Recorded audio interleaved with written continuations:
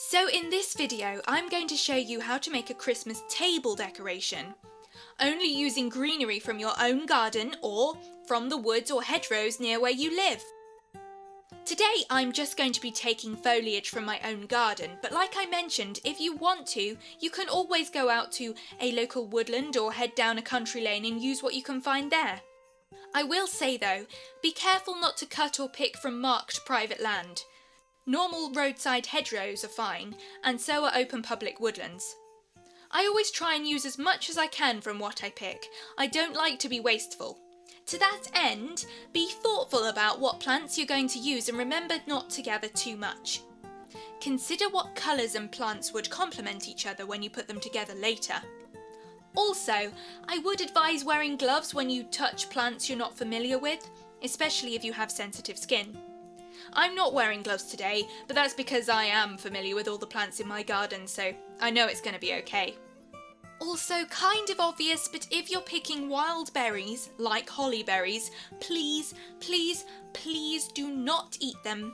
Many wild berries are poisonous to humans, so it's not worth the risk doing a taste test.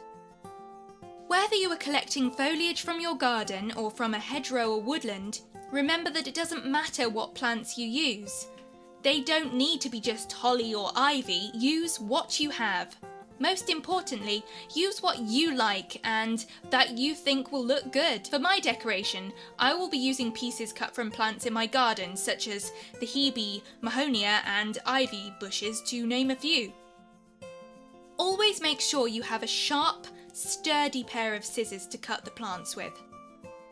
Try to choose a section of plant that is not too thick and tough to cut, but also don't worry if it takes you a few attempts to cut it free.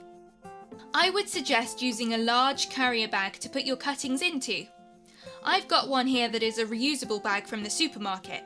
These bags are strong and sturdy and won't split or tear when you put spiky plants into them. When choosing what parts of the plant to cut, consider the condition of the leaves, make sure they look new and green.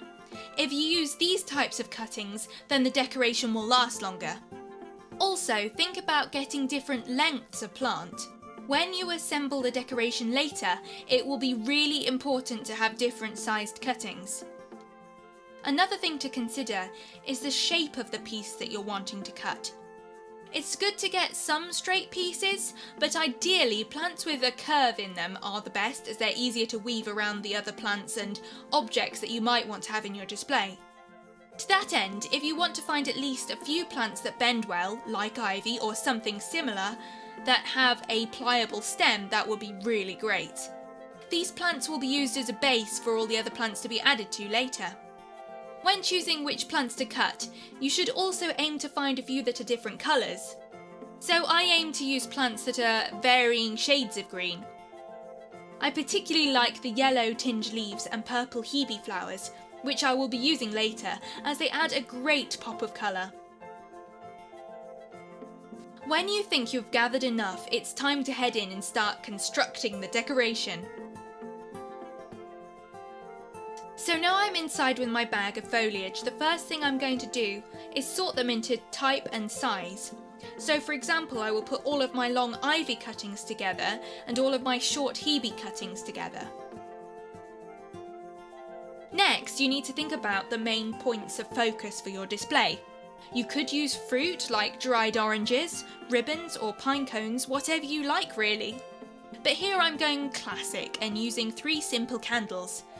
Ideally the candles would be much taller than these, but in my house we only have candles that have been used quite a lot.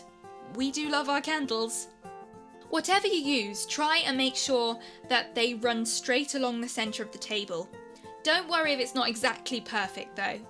My candles are in place here on the table now, and so the first plant I'm going to put down will be the ivy.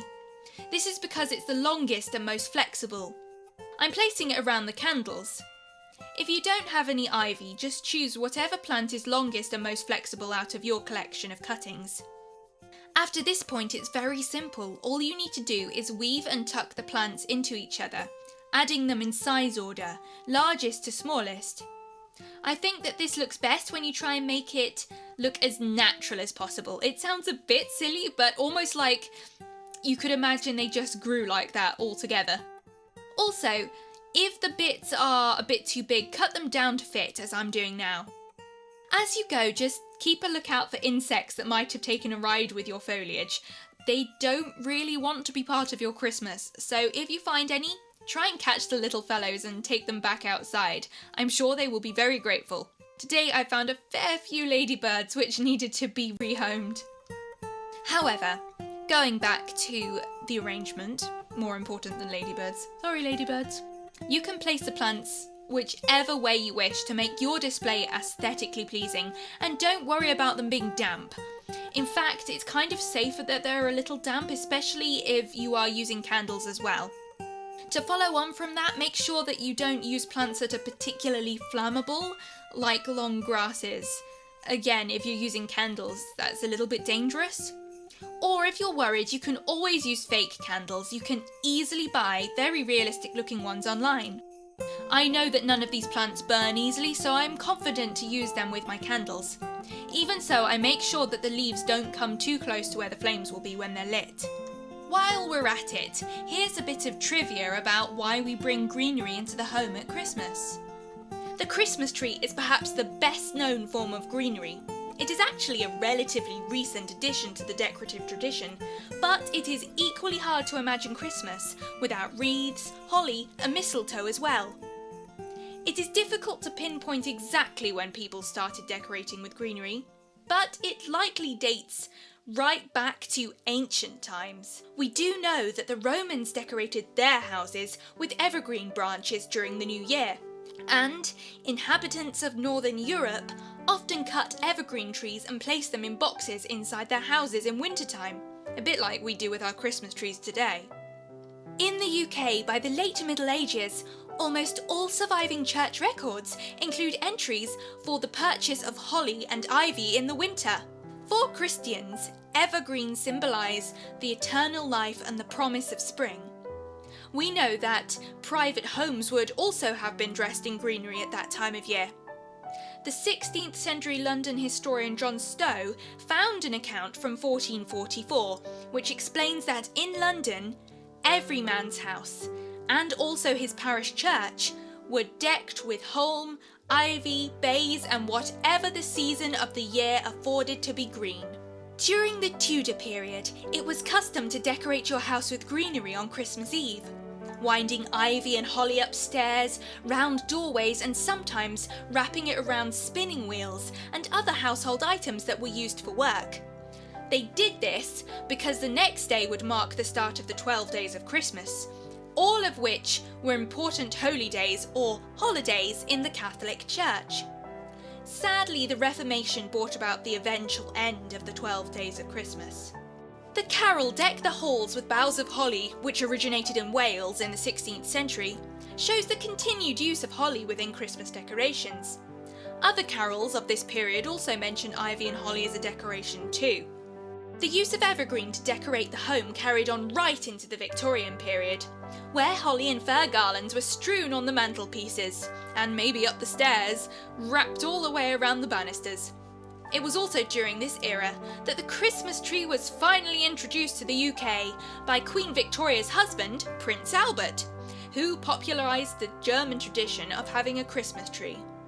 Because these decorated trees were endorsed by royalty, they eventually became a big hit with the middle and upper classes of the time, and soon they became a common sight in the living rooms of folks all across the UK.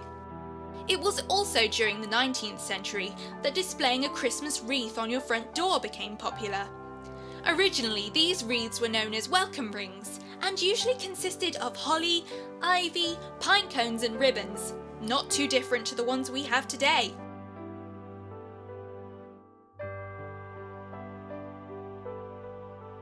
Going back to the arrangement, I am doing a lot of tweaking and titivating as I go along here, so feel free to do that too. Move things around, try different positions out to see what looks best. I try to use the contours of my cuttings to guide where I should put them. For example, if the cutting curves around, I can place it so it looks like it's wrapping itself around my candle. Always make sure that the brightest elements of your display are not hidden. So if you have any berries or flowers like me, show them off and let them stick out. Generally speaking, I would always put them in near the end. Although it is good to be a bit pernickety, in my opinion, don't try and make your display look excessively neat. Otherwise, it loses some of its charm and can end up looking a bit squished. Once you're happy with the positions of your cuttings, then you're free to add more embellishments if you want to. For me, I enjoy adding some of these old Christmas cake decorations, which used to be my great-grandmother's, so they're sentimental. I'm placing them in and around my display just as a nice little touch and nod to her. They might not be on the cake, but I still like to use them in some way. Right, so it's got to the point where I think I'm just about finished. But there is one last thing I love to do: add a bit of sparkle. I use edible glitter to add a lovely gold shimmer to my display. Here I have a bottle from Sainsbury's, but I'm sure you can find similar stuff from most supermarkets. I like using edible glitter as it's more subtle than normal glitter, and it's not as plastic based, which is good for when I eventually put the foliage out to decompose after Christmas. I don't want glittery mulch or compost. I don't think anyone does. Anyway.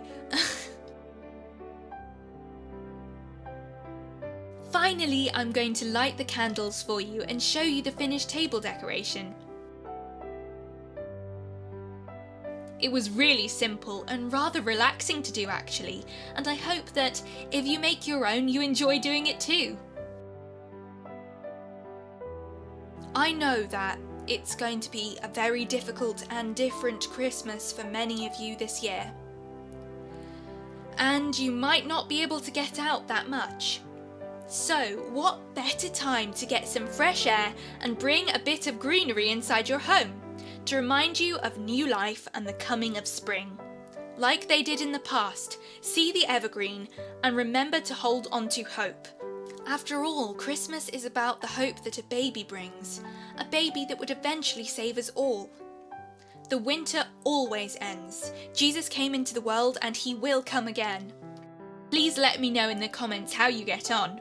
And if you don't, I hope you like the video nonetheless. Despite all that's going on right now, I want to wish you a joy and peace-filled Christmas. Thank you very much for watching. Bye!